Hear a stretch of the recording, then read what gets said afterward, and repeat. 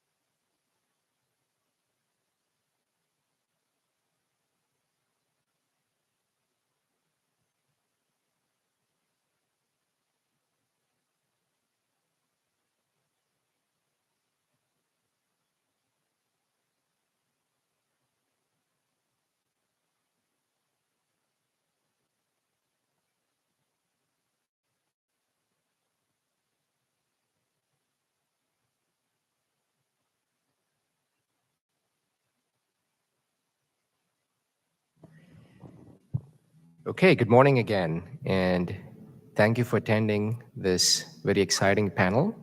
We're going to be talking about emerging markets for biogas. So what we mean by emerging markets, these are markets outside of the traditional transportation and electricity markets that propelled biogas to where it is today. So this is a new, exciting, exotic stuff that hopefully will drive more biogas growth. I'm honored to be joined by a very esteemed group of people. We have Katrina Fritz from the California Hydrogen Business Council. We have Lindsay Fitzgerald from GEVO. We have Erin from Boeing, and Pat Foodie from Iogen. I'm going to ask everyone to introduce themselves with an opening question of how do you see biogas fitting into your specific emerging markets that you and your company are focused on. By way of introduction, I'm Ivor Castellino. I head up waste to energy for Bloom Energy. It's a fuel cell company that makes fuel cells and electrolyzers in the power industry. We'll start with you, Kat. Good morning. I am Katrina Fritz. I'm the President and Chief Executive Officer of the California Hydrogen Business Council. I've been working in hydrogen and fuel cells for over 20 years now and assumed leadership of the council a year and a half ago.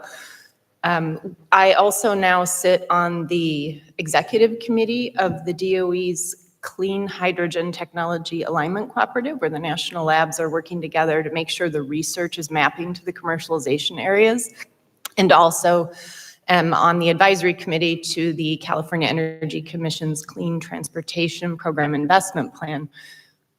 This is all important because California represents demand centers for hydrogen, and we don't have enough hydrogen right now for all of the demand. The hydrogen hub that was awarded last year is still going into contract with the Department of Energy, but then we anticipate 1,000 buses going on the road, power generation using hydrogen in power plants. So a lot of growth in the sector in California. Today, we already have 18,000 cars on the road. We don't have sufficient refueling infrastructure for that. There are more and more transit agencies purchasing buses, and California is really driven by mandates as well. So we have zero-emission fleet mandates, zero-emission locomotives, as well as clean power through the RPS and through SB 100. So it's really important that we bring as many resources to the table as possible to produce hydrogen, and that includes biogenic sources. We will get into more of the specifics about how it can be a battle to make sure that biogenic sources are also included, that we're not just limited to what's considered renewable electrolytic hydrogen production, but we want to make sure that every resource is considered renewable and that all of the calculations are based on carbon intensity, which we'll also talk about a bit later. So, thank you. Excellent. Good morning, everybody. This is a great turnout for first thing. in the morning. I'm Lindsay Fitzgerald. I'm the Vice President of Government Relations for GEVO. I also am the chair of the Low Carbon Fuels Coalition based in California, but focusing on low carbon fuels policy, tech neutral throughout the country. At GEVO, we think about the whole circular economy and we think about decarbonization, carbon abatement. So on one hand, we are working on sustainable aviation fuel. How do we think about that from the field and the carbon intensity on the field all the way through to combustion or the seat on the plane and that full decarbonization package? In that same vein, because we're thinking about the package, we have a dairy RNG facility in Northwest Iowa. We think about that not only for decarbonizing the transportation pool today, but also how can we utilize that RNG, that biogas, for the thermal load for our facility or any other facilities, because it's just another way to defossilize your whole entire process. So it's really important for us to be thinking about, from the biogas perspective, how do we make sure that this qualifies? How do we make sure that what we are doing and the investments that people are making today in new infrastructure can be a part of these facilities and decarbonizing these facilities? We'll get into it later with current rulemakings and what's happening and what's allowed and not allowed. But to us at GEVO, really looking at, again, from the field and what those farmers are doing all the way through to flight and how you decarbonize every step of the way is critical to how we function and how we think everyone should function. Good morning. I'm Erin Donne with the Boeing Company. I'm a senior strategist focusing primarily on sustainable aviation fuel policy for the company. And I would say, as one of the major OEMs making commercial airplanes in the world, there's really only two of us. So we have an obligation to our airline customers to make sure that we are doing everything we can to help them decarbonize. And we have to look at it from a worldwide perspective, because different countries and local governments are all making different policy decisions surrounding all of this. So we have to be very aware of what is happening in this space. And one of the primary things that we look at is making sure things are technology and feedstock neutral. It's important that we're not stifling innovation and creating opportunities for other feedstocks, such as RNG, to be included in the policy making and be eligible for incentives. This is a very new and emerging industry, and 6 years ago when I started working on SAF policy, we couldn't even have this conversation. I wouldn't even be at a conference like this speaking on a panel about SAF. So we've come a long way in a very short time. And so we're focused on making sure that we're continuing that conversation and pulling in as many different industries as possible, because we're never going to get to 100% SAF. 3 billion gallons by 2030 is the first goal that we're trying to reach. And it's a monumental leap to get there, but we need everyone. I'm Pat Foodie with Iogen. Been with the company 40 years. So I've seen a lot in the renewable energy space. We've focused on advanced and cellulosic biofuels. We were the originators of cellulosic ethanol. We developed the world's leading cellulosic ethanol platform, which was implemented in Brazil, and they're building 20 projects. We have pivoted to RNG because we think that renewable natural gas, in particular low carbon negative renewable gas with integrated carbon capture, is probably the best single feedstock for the net zero future. In particular, it gives you access to feedstocks like we would have envisioned with ethanol, that it can really make a big dent in net zero. As I said, we're a technology company. We develop new technologies. We develop technology to use our renewable natural gas in refineries to make hydrogen, to incorporate that into fuels. And we now run a business that buys RNG in the US and serves makes fuel in America and ships the fuel to European markets. So we play in global markets, and while most people think of the American markets as being the targets, I think the world is increasingly going to become global, and these fuels and these markets will compete with each other. And in many cases, renewable gas made in America is more valuable outside America. And I think that serves a lot of constructive purposes for the growth of the industry, leveling prices, reducing volatility, and these are all things that that I think are going to help us drive towards a net zero future. Thank you. Let's talk about market drivers, incentives, demand signals in each of these markets you play in. And let's start with you, Kat, on hydrogen. What do you see going on? Yes. So as I mentioned, there's a lot of regulation in California that's calling for, generally speaking, zero emission transportation, goods movement, and power generation. And as the fleet operators have been testing their zero emission options, they're generally testing battery electric vehicles and fuel cell electric vehicles. And what they're finding is that there is different performance from each of those vehicles. So if you're a fleet operator and you have really heavy payloads, like if you're Toyota and you are moving cars on the back of a semi-truck over the Grapevine on Highway 5, then you need to have really strong performance.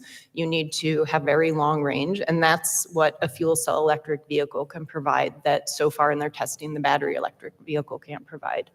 It also requires a lot of hydrogen. So it is the same for locomotives and it's the same for buses. It really depends on what that route is and what the performance that's required. So those regulations are absolutely driving the demand for hydrogen, but we need to make sure we're getting the cost down as well. So we're hoping that through the RNG markets, we can start working on that, but there's a lot of incentives that are still required. So we at the council focus on both the existing regulations like the low carbon fuel standard, which certainly incentivizes the market for transportation in California, but some of the changes they're proposing to make to that and to the models, like not counting avoided emissions from dairy biomethane, right? That's something that we're fighting right now to make sure that it's not excluded unfairly and that we're bringing all of the value to bear. We're also, of course, looking at these new federal incentives. So there's federal incentives for the vehicles. Those are a big driver. And then the hydrogen hub, as I mentioned. But the success of the hub is contingent on the Section 45V hydrogen production tax credit, which also right now has very vague definitions around how RNG will be treated. When they came out with the draft, they asked us a lot of questions about how we think it should be treated. And we're asking them to not have overlay mandates that would interfere with the current markets and compliance mechanisms, tracking mechanisms, and incentives that we have, but really to incentivize the fuels that are needed to meet these market demands and these decarbonization objectives, which in California I call stretch targets, right? To totally decarbonize transportation by 2045 is a very lofty goal. So we need to bring all forces to bear. Thank you. Talk about market drivers in SAF and specifically what drivers you see that could drive more biogas adoption in that market. Sure. So as a SAF producer, we are focused on long-term, consistent, clear policy. And we really like policy that counts all the carbon and doesn't say, I like this, I don't like this. Count it all, let the science talk, let the market choose what it wants based on a CI score. So when you layer that in, you have a lot of different programs out there, whether it's the RFS, California LCFS, the newly 40B discussions that we've had and a new model that came out. How do we evaluate full decarbonization? So can we count those avoided methane emissions from dairy RNG into our SAF CI score, which means we can now take something that Jet A, standard Jet A, has a carbon intensity score of 89. We can make a fuel that has a CI score of 0, of negative. Think about blending that together and flying in an aircraft that is out there today. On any plane that you are flying in today, you can have SAF mixed in there. So that policy structure of what is available and how can you use those environmental benefits, those incentives, to offset the cost of what you're producing. Gevo has broken ground on a facility in South Dakota, 65 million gallons of SAF. That facility is the biggest investment in the state. Over $1 billion to build a state-of-the-art, I like to say that it's intended to be an off-the-grid facility.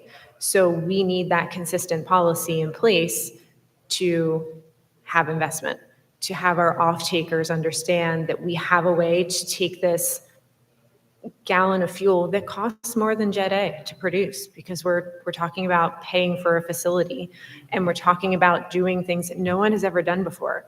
Who has combined climate smart ag practices with biogas, with wind for electricity, with on-site hydrogen production from that excess wind? Thinking about this in a full package, it's new, it's innovative. So those markets that are out there really help in offsetting the cost today until we can get things paid off, and then that gallon becomes on par with the standard Jet A. Thank you, Lindsay. Just one follow-up question for you. On the recent guidance coming out from Treasury on 40B, what's the temperature on that guidance as it relates to adoption of RNG? Is it positive, neutral?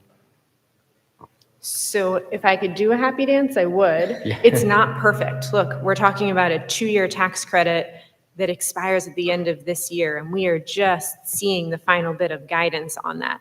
If you produced fuel last year, you can't go back onto the farm, but this is amazing precedent. So when I started with Gevo 3 years ago, when we set out on this policy push, we said, we need Argonne GREET as a model and methodology, and we need it to be as clean as possible. We need to have climate smart ag practices included. We need to have the option for CCS and other tools in the decarbonization tool belt, and we need to not get slammed with additional ILUC and other penalties in this space. And all of those things are included in 40B. They're not perfect. You have to bundle if you're doing climate smart ag practices. The scoring isn't great, but it's a start, and it's never been in a policy like this before. So I am super hopeful for 45Z and how we can continue to expand that, and the message that it sends to the agricultural community that what you're doing on the field matters. If you're producing biogas and other things that can help decarbonize, those matter in the full scope, and we can work and move ahead with that. Great. Thank you, Lindsay. And I think, Pat, you wanted to have If a I could comment. just add, there's a particular feature of 40B which isn't so favorable to the transfer of biogas. The conventions in most regulated markets are that you can inject and withdraw from the grid, and that it's considered a mass balance system, and they did not permit that. And I think that's a lost opportunity that really needs to be addressed in the 45V regulations, because in the absence of recognizing benefits that truly accrue to a producer, it's not going to incent a very cost-efficient and useful form of decarbonization in biomethane. Yeah, no, thank you. Even though the 40B guidance, it's only through the end of the year, people are looking at it as a precursor to the upcoming 45Z guidance, which is much more important for the industry, I suppose. So thank you for your thoughts. Aaron, let's switch to you. Maybe talk about both from a voluntary market perspective in terms of what you see as an emerging market for biogas, and then also touch on SAF as well, given Boeing's role in that space. Yeah, so Boeing, as I said, we're the OEM, and so we're working on behalf of our customers, and we're trying to look at what the best opportunities to decarbonize aviation is, because it's not exactly an easy industry to decarbonize. And our planes are in operation for 20 to 30 years. And so we have to look very forward in the future to what that's going to look like. And even if we're trying to create airplanes that are 100% SAF compatible, that takes a lot of time, and that takes a lot of regulation, and it takes a lot of oversight from different organizations within governments. And so we have to make sure that things are being put in place like 40B, which is creating incentives to allow different feedstocks and fuels to be created, as a driver forward in this. And so we work very hard on those policies. As both of them have mentioned, the LCFS in California and the IRA in the federal government, the RFS, these are all really important incentives. They create incentives that are stackable to be able to bring that cost down on fuels. And states are starting to see these drivers coming from the federal government, and it's helping them to understand that they need to do something in their states too. And I would say they're pretty excited about it. This year, there were about 7 LCFS-specific bills in different states. New Mexico is one of the newest to adopt an LCFS program, which Lindsay worked very hard on. And we have, several more that are looking to cross that finish line in the next year or two, which is very exciting. And they're trying to cross-pollinate those programs so that they're usable. What this does for industries like RNG and others is that it helps to create parity in these different states. So it's not like you're having to look, to a very specific state like California, which is also very difficult to stand a program up in, or a facility, because they make it difficult. And as I like to say, we cut off our nose to spite our face all the time, because we want these policies, but we make it as difficult as possible for you guys to actually achieve the goals that we're setting. So these other states coming on board with their policies and incentives will help to, really create different opportunities, workforce development, a lot of economic prosperity in places that maybe wouldn't have had an opportunity to have that. So this whole incentive market driver idea is something that is, again, I keep saying it's an emerging market, but it's so much more than that, because it's really creating a lot of political capital for these states as well, to have new industry and to draw people there, and different projects. Lindsay, you wanted to add a comment? Yeah, thank you for bringing up all of the different states and their policies, because this is actually an area that is important for everyone to be engaged. So homework assignment, you have states like Illinois, they have a SAF tax credit. It's based on carbon intensity. So it's important for them to understand, how does RNG, how does biogas play a role in that space? Minnesota, Michigan, they're looking at their own low carbon fuel standards and tax policy in their states. Again, if they hear from you and they understand how your product impacts this greater picture, they will be less likely to listen to people who say, don't include that, we don't like that carbon, and include your carbon, which means your product has additional value to it. And so that's an area for you all to be able to get engaged and go engage with these groups and make sure that your product is recognized for the value that it has. Thank you. Pat, what markets do you work on a lot of different markets. Yeah, we're I would say mostly focused on compliance markets.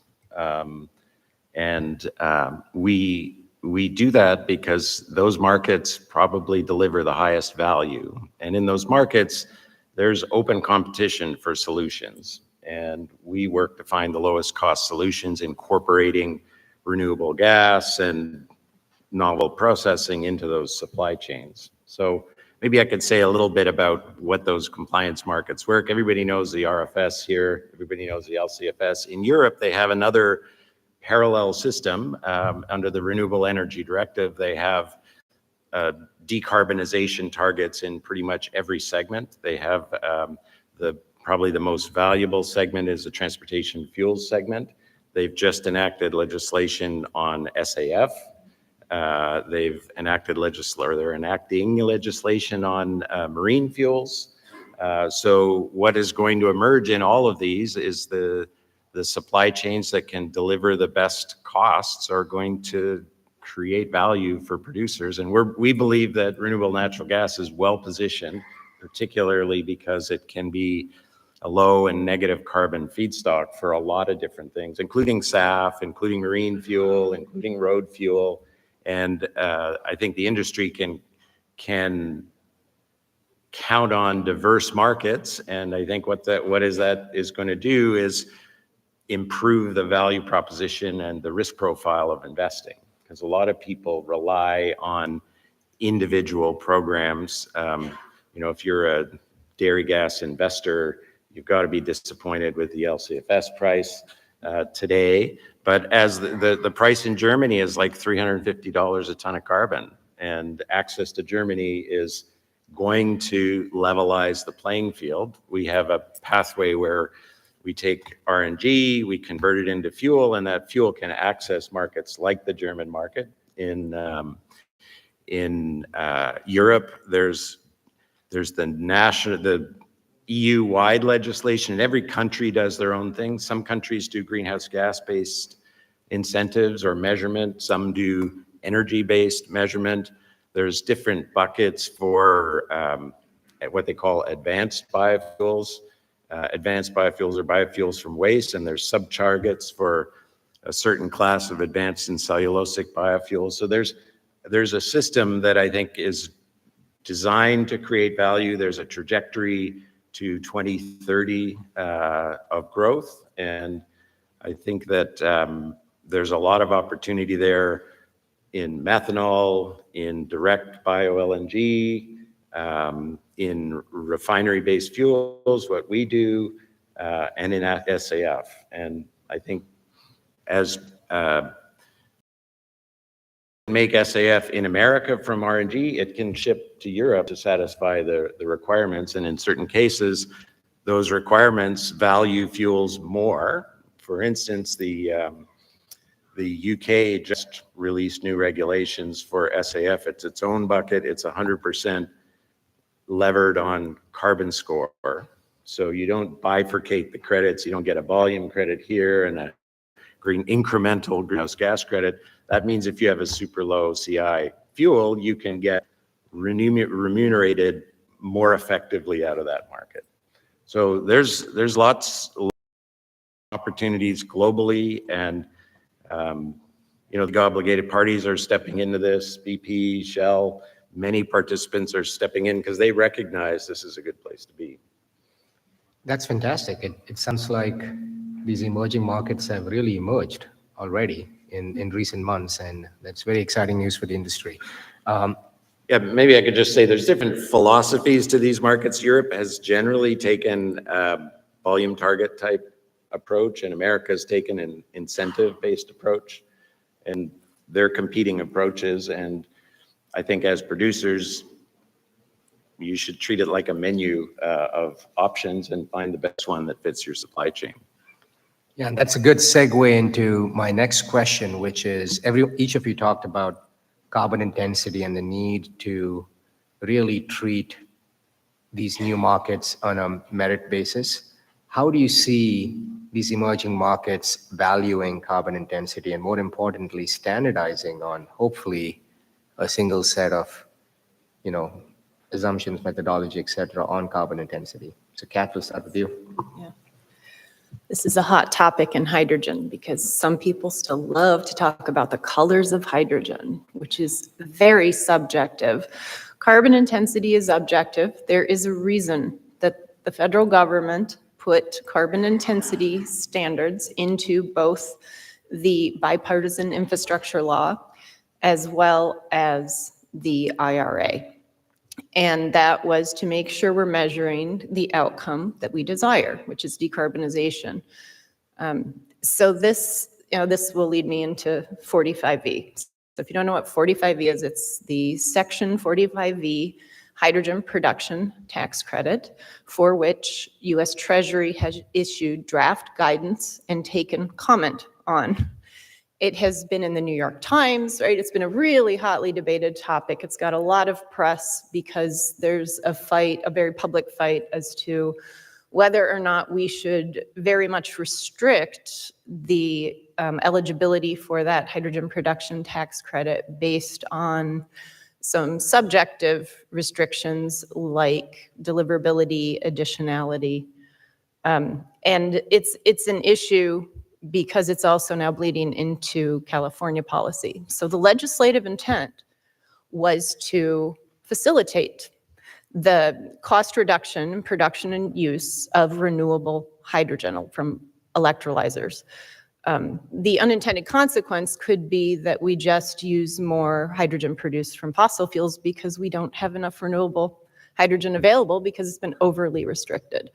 So this is where I would call it some overreach on the part of Treasury. And as I mentioned earlier, we talked about the fact that RNG was in that draft guidance, but not really discussed. So the position of the council is don't redraw the electricity grid regions, right? NERC already has those regions set out. So in the map that they drew for deliverability, it's part of California. They made California its own region, but cut off the top. So there's not much logic to it. And so we also said the same for the treatment of RNG. Follow the book and claim market. It already exists, right? There's already gas pipelines out there. You know, it's not good for the market if you're redrawing them. The idea is to bring more renewable fuels into those markets. So that's really important to us right now as a policy driver. And it has also now bled into California, where there's just a couple policymakers who are looking at that draft guidance and saying, we should put that into our bills. We should put that into our policy here and restrict the production of renewable hydrogen. So far, we've been successful this session in killing those bills. But until Treasury releases its final guidance, it's just causing a lot of uncertainty, again, both in the markets and in the policy making area. We don't want, I'm not of the position where we just want Treasury to release anything and get things going. Like, we do want them to get it right. Hopefully, because of all of the input they have received in recent months, there will be some adjustments to the final guidance that comes out where it differs from the draft. And staying with you, Kat, real quick, 45V guidance obviously plays a big part in stimulating the renewable hydrogen economy. With the volume of comments that Treasury received and the fact that we are getting close to an election year, what's yours or the council's position on when to see final guidance? I think everyone here is, eagerly anticipating that.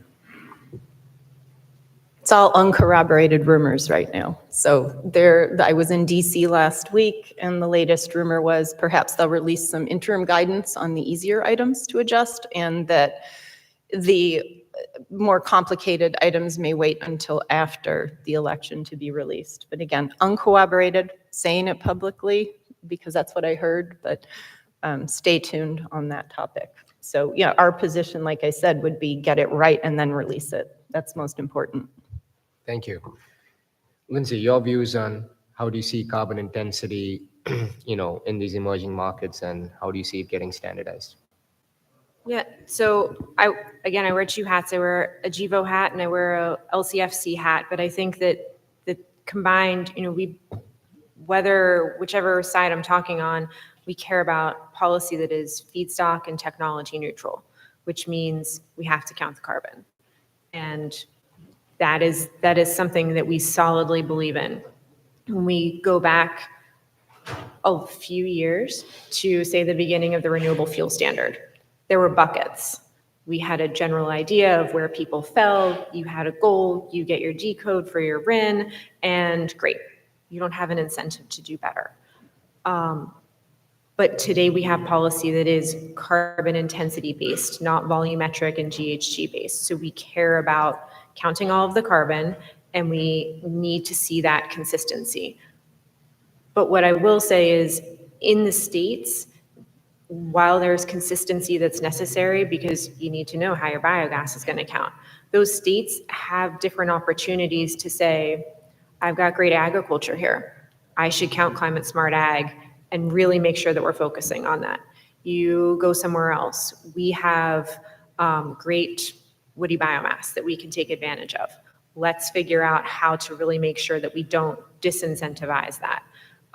Again, it's still feedstock neutral, technology neutral, but it's looking at what you have and meeting your state kind of where it is in the package. So you have to count all the carbon. We have to go head to head with anybody who says, I don't like something.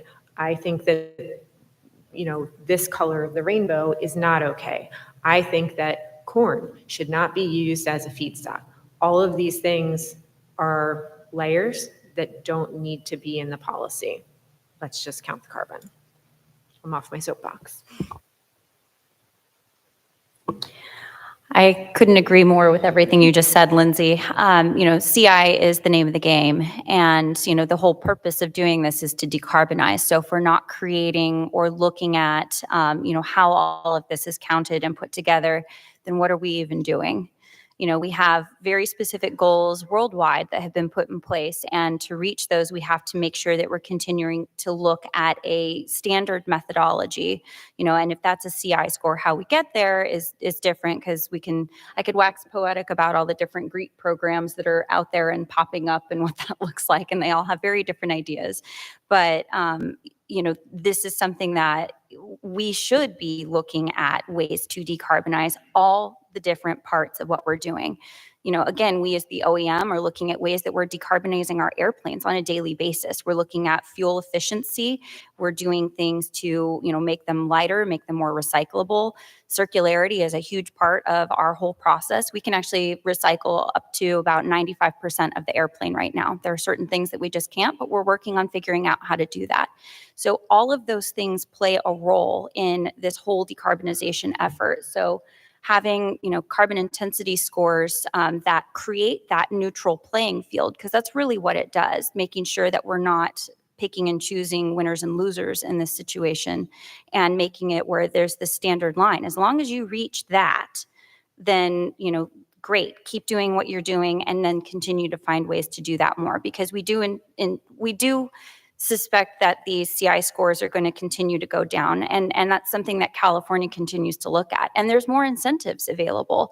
The states are putting in their SAF tax credits, you know, additional incentives for every point you go below, you know, the 50% or 50, you know, depending on which one they choose to start with. And so it creates that opportunity for you guys to look at ways to continue decarbonizing your industry or finding innovative ways to, you know, make a better product or, you know, have better practices or, you know, create a technology that just helps things to advance. And that's really what we like to see is this whole advancement of technology and ideas in feedstocks, which is again why we like to be technology and feedstock neutral. Great, thank you, Erin. Pat, very interested in your thoughts as you laid out these new legislations that came out in Europe. Are they standardized on CI? How do you see, you know, if someone wants to use the RNG and make something to sell in the UK versus Germany versus someplace else, how should they think about CI scoring and how they're going to get rewarded for their fuel? First of all, I think a global standard is an aspiration that's too difficult. Most of these procedures are enshrined in law. And just like GREET is enshrined in law in America, Europe has its own laws. And I think as a global participant in the market, you have to respect the laws of the market that you serve. And to the extent that you make fuels for Europe, you have to follow the European methods, which are different, you know, but it's not insurmountable. And I think that it's part of playing in a global market is you have to be able to measure consistent with the requirements of each market. I think in our view on the CI intensity is that it's the future of, you know, it's one of the big tools in driving net zero. I think policymakers also look at how to get to net zero, and there are, in many cases, lots of decisions where they've segregated out more difficult to decarbonize markets, and they don't treat them equally. Transportation is not treated the same as industrial, and they also bucket solutions. For instance, in Europe, they have these, they call them renewable fuels of non-biological origin. They're their own bucket because they've decided that part of net zero, achieving net zero, is incentivizing electrolytic-based fuels. They do the same with advanced biofuels, and each bucket, serves a purpose of incenting toward net zero things that are more difficult. And again, each jurisdiction analyzes and sets the policy. There's no right answer. There's probably a right direction, but there's no right answer. And we're not averse to the segregation of fuels based upon their origin as waste. And what we would advocate for is put a net zero filter over it. How big can this be? What's the impact? Is it worth incenting?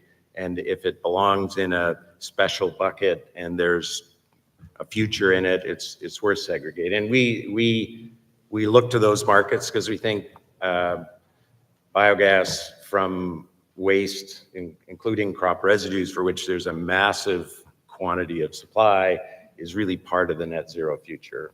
And I think the policies are headed in the right direction to support that. Great. That's very encouraging. Thank you.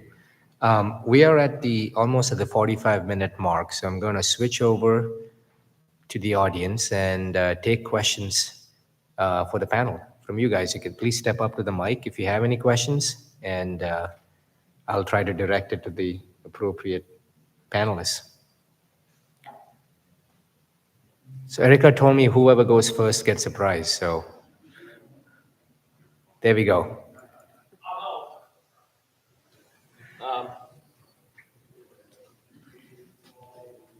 I think this question should be directed to Katrina, but perhaps others can comment on it as well.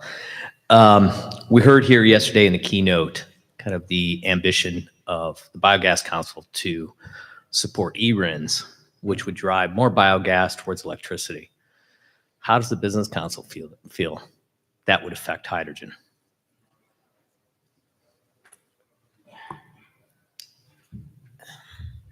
So right now, in California, 2/3 of the consumed energy is coming from molecules, right? Not electricity. So when we're talking about anything that could support hydrogen, we're supportive of it.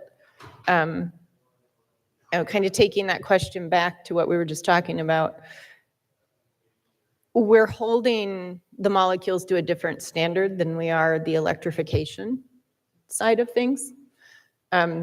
Electrification doesn't have a carbon intensity standard, right? They're not dealing with these different markets. So we definitely want to make sure that hydrogen is part of eRINs if that's possible. So, Anyone else have a comment, Pat? I think eRINs are part of the solution, and I don't think they should. I think the RFS intended electric RINs. It's difficult to regulate, and it's created a bunch of questions about how to regulate. But I think that biomethane, biogas can go to make electricity. Biogas can make RNG, which goes to make electricity. Electricity can be used to make hydrogen. Hydrogen can get certain credits. It can also be used directly as a fuel. It can be used as a feedstock. I think there's just a diverse matrix of options, and I think it's all in our interest to open up the options within the frameworks of these net zero future to let them compete and let the best options win. Yeah, thank you. I'll add one comment to that question. And Patrick presented some really good data yesterday, just before the keynote session. And, we've had phenomenal growth in the biogas industry, but we're just scratching the surface. Like probably just less than 10% of the biogas potential in this country has been developed. And we need all these different markets, ERINs, hydrogen, SAF, et cetera, to really stimulate more biogas production across that remaining 90% that's still unutilized today. That would be my 2 cents. And on that front, maybe I could also add that, you know, the RNG business has been undergoing tremendous growth, and the CNG capacity is becoming a bottleneck to RIN generation. And I think that everybody in this room should be calling for more pathways, because more pathways means more opportunity for investment and more markets. And I think that the EPA in 2026 needs to open up new pathways, including our refinery pathway, including the electric pathway. And absent doing that, I think that the RFS as an opportunity is going to face a stall, which isn't in the interest of people in the industry. Thank you. Thank you for that question. Any more questions from the audience? There you go. Hello, thank you for your time and all the great discussion today. I have 2 questions. You can pick and choose. The first one is, it was kind of touched upon. Are there synergies? Do we see a convergence between marine markets, marine fuel markets, and SAF? You know, there's a pathway for methanol to SAF by Exxon and others. The marine industry has similar pressure, and they have been using the bottom of the barrel, but these days they love these B30s and other biofuels that are more similar to what the aviation industry needs. So is there an opportunity there? And then, so that's question number 1. Question number 2 is, I think we touched upon the transportation issue. So a lot of the biogas potential is underdeveloped. Part of this is because it's not close to a pipeline. And we also have this inject and withdraw, which it's not clear whether it will be allowed or not. So is there an opportunity for on-site conversion technologies? And I should say that, you know, my motivation is that I'm a founder of an MIT spin-off that does methane to methanol on site. So thank you. Thank you. Okay, so 2 questions there. The first one is around the convergence of the marine market and the SAF market. Anyone want to take that? Oh. You know, these are markets, and I think that the markets reward the lowest cost supply chains, and I think that they will cross over. Methanol can be used as a marine fuel. Bio-LNG can be used as a marine fuel. It's probably more efficient, or it is certainly more efficient than methanol as a marine fuel. But if you don't have a LNG powered vessel, you can't use it. Maybe you can trade your way out of it. So I think the markets are going to decide which is best, and these things are all set up by what is rewarded. For instance, the marine regulations are feedstock agnostic, and other regulations require waste feedstocks. I think that sort of means that the marine market cost benchmarks are going to be not waste feedstocks, probably lower price than transportation. But these are all regulated by supply-demand balance, and they will evolve over time, and there'll be shorts in some areas, and there'll be long supply, and they'll cross over, and there'll be facilities to upgrade. You know, methanol can be converted to SAF.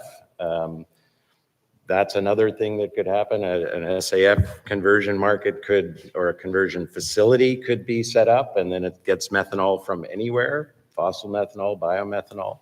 So I think there's an open field of opportunity, and it's all moderated by competition. And I think that markets have proven to be a great way to get results. Thank you. Lindsay, did you have anything to add? Oh, Aaron, yeah. So SAF and marine fuel are very similar. And I wore a previous hat before coming to Boeing, where I worked at World Energy, which is the only commercial producing renewable or specifically SAF producer in the US right now. A lot of it's coming from other places. More of them like Gevo are coming online, but they've been producing since 2020. A little bit before that, but commercially that was kind of the point where we said it started. Before that point though, as part of a project, there was actually the Great Green Fleet that former Secretary of the Navy, Ray Mabus, actually worked with the former founder of what was Altair Fuels at that time. And they created a program through USDA that actually was allowing them to provide bunker fuel, green bunker fuel to the Navy in San Diego. So it was actually coming from that facility, and that was in place for multiple years. They yanked that program out because there was a very certain senator who didn't like that green fuel was being bought and paid for by any U.S. entity and did not like that it was being used in the military. But it was a great case study that it can work, it was possible, and facilities that are making, using certain processes, World Energy has a hydro treating process, and they use fats, oils, and greases and different things for their feedstocks. They're looking at other opportunities, so they're creating, different ways to be able to bring in other feedstocks. So this is something they can use. They're also building a steam methane reformer on site to be able to create their own green hydrogen from different sources. So all of that can get, put into all of these different systems. And, innovation, again, is something that I think is incredibly important, and not looking at, I can only do this or I can only do this. Like, you need to look at the full picture because it's not limited. And, there's technology being developed every day by different organizations. NREL is very heavily involved in helping to evolve a lot of these different technologies. And, so marine fuel and SAF are very much in parity in capability of being there. And for those of you that are not familiar with the process of how fuel is made through a fractionation, process. Bunker fuel is like at the bottom. It's one of the easiest to make. It's just there. And then, from there we get, different fuels like, SAF. So the kerosene comes out, and then you get the naphtha, and then you get the biogases that come off the top of that. So it's very easy to make. It's in abundance. It's, easier than diesel. So it's something that I see as definitely a market you guys should be looking at. And I would just add, I didn't really touch on hydrogen for maritime, but definitely a big market potential. And in Europe already, happening, right? There's ferries, there's ships, and this is, again, because it's often viewed as electrification versus fuel cell hydrogen, and it's that performance, right? You can move a ship across a large body of water if it's running on hydrogen, where it's going to be more difficult if you have to load it with batteries and go for a very long range. So there's definitely a demand for sustainable maritime fuel, and I believe it is included as a pathway in LCFS at this point as well. And to be the fourth person to add in on this, remember too that we've got established industries right now. So we have a biodiesel, renewable diesel industry, and we have an ethanol industry for on-road fuel. As we see electrification of the on-road space, those facilities, what do we do with them? Well, we can take an ethanol facility and bolt on SAF conversion, and now we can produce sustainable aviation fuel from something that was traditionally an on-road process. You can take a renewable diesel facility and make some tweaks, and now you can produce sustainable aviation fuel. So the same thing will go into the maritime space. So it's what is available today, and what can someone take advantage of? Do they want to use existing infrastructure, and then they can use something like that's available to right now, or do they have money to make an investment and do an upgrade to their facility? That's another opportunity, but it's all going in that same direction. Thank you. Any more questions from the audience? Maybe I could take a stab at the second half. Oh, yes, there was a second half, please. So the question related to on-site versus grid transferred gas. And I think that I'll start by saying the term book and claim in Europe is a toxic term. It's not allowed in biofuels, and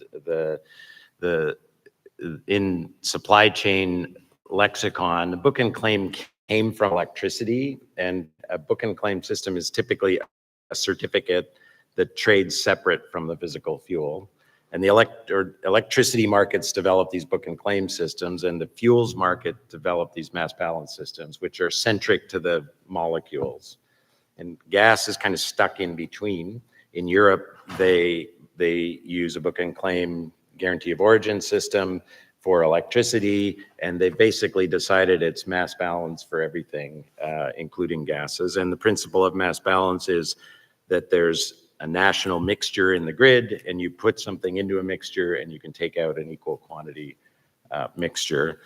I think in terms of policy making, you know, to be serious about net zero, it would be a travesty to not leverage infrastructure that exists. I think it's in the interests of consumers and the planet to find and use the most efficient ways to leverage what exists today, and pipeline networks are an example of those. I don't think that biomolecules should be treated substantially differently from fossil molecules. So if you're interested in on-site solutions as a future, I think you should be thinking about it in the context of net zero. Is it a net zero solution? Is it going to be competitive? I think the world, for the most part, has already in RNG decided that pipeline transfer is adequate. There's always a fight, and I think there's a lot of crossover in the debate between electric interests and fuels interests, and these policy debates have an element of, you know, culture clash and interest clash that make it difficult. But I think in the long run, it makes sense for net zero, and I think policymakers who are serious about reducing the cost of net zero are going to permit pipeline transfers of biomethane. And to the extent that there's on-site synergies, that's what I think people should be focusing. There's definitely synergies that can exist where you have a source and a conversion. You compete against scale, and like it's a market, different strategies can win, and everybody should be thinking in the context of a market in these things. Yeah. No, thank you for bringing that up, because that is an important hot topic in this industry, book and claim mass balance. I'm going to invite the rest of the panel to also comment on that. Kat, starting with you. Yeah, if I could just say, just yesterday, the European Commission wrote a guidance letter about the authorization of US gas to make fuels that serve Europe. And they've said that a cooperation agreement is required. And I've had the regulators tell me we can't recognize US gas because it's book and claim. And the term is misused. And I think that there's more than 250 million euros a year of fuels made from RNG sent to Europe today. Under existing rules, we comply with everything. And the idea that America does book and claim is a total misassociation, because we don't actually do what is most commonly referred to as book and claim. So I think we're going to have to tackle terminology. Yes. Yes, Kat, I mean, book and claim is a big topic for hydrogen too. What do you see there?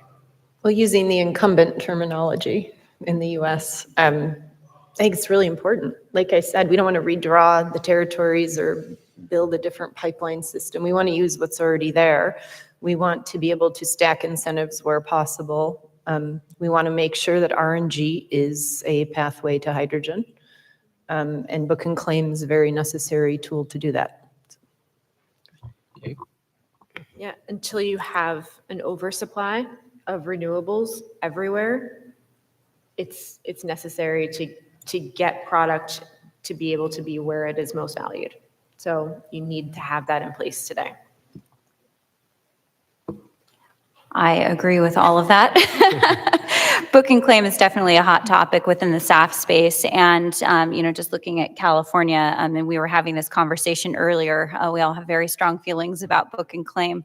But when you have, a market that's already been using book and claim very successfully for a long time, and then saying that new and emerging markets are not able to access the same types of things, I think is a very disingenuous way for, things to move forward, or keep them from moving forward. So I think book and claim is something that we definitely need to address and figure out the best way to utilize it in this space. But I definitely think that it's an unfair practice.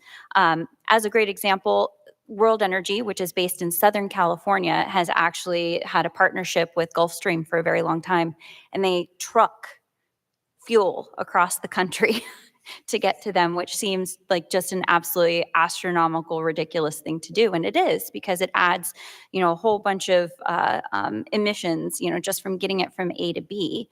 And that goes into CI score and different things like that, because you have to look at the entire life cycle of it, and transportation of that fuel is a life cycle thing that we have to consider.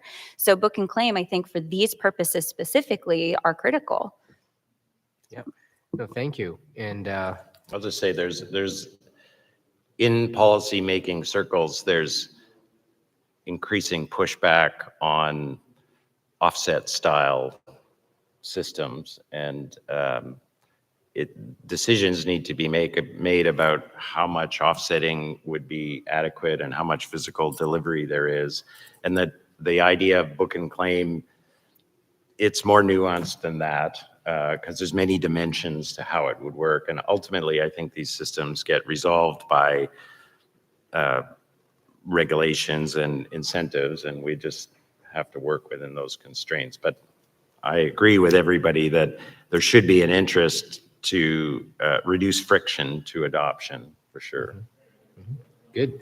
Well, that was a good ending question. Looks like there's one more question. Please go ahead, Suzanne. Just going to react to that quickly and play off of Patrick's comments yesterday that we need to be better storytellers. And in my panel yesterday, we talked about education. And I think there's pretty deep confusion between offsets and actual real credits for fuel. We don't take our piles of cash and bring them to you to pay you. It's credited to your bank account. It's real money. It's just through a crediting system.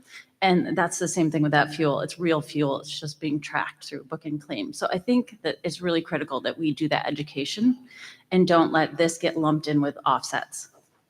Yeah. So sorry, comment, not a question. No, that was a great comment. And, we're a little bit past time. So what I'm going to ask is just any final thoughts from the panelists, or any call to action to the industry, to the audience. Let's end with that, and then maybe take questions offline. Okay. I think in this industry, you're in a good place, and keep it up, keep investing. There'll be lots of markets there, and we got to work with governments to make sure those markets are enabled. And the last thing I'll say is that we're not going to be electrifying aviation on a commercial scale anytime soon. So there's going to be a long runway that we're going to continue to have combustible fuels. So get into the market with us. And I'll say thank you, and keep advocating, keep educating about what you're doing, and keep people in the loop of the benefits that you have and why your product is so important, not only in the transportation space, but also in the decarbonization space for technologies. Yeah, I agree. Wherever you can get on the ground in advocacy or work through us, through trade associations, there's a lot of small and medium businesses represented here, and that's very important for the growth of our economy as well. And we're always happy to support you and help you in any way in advocacy. Thank you. And thank you all for attending this panel. Have a great rest of the conference, and safe travels back home.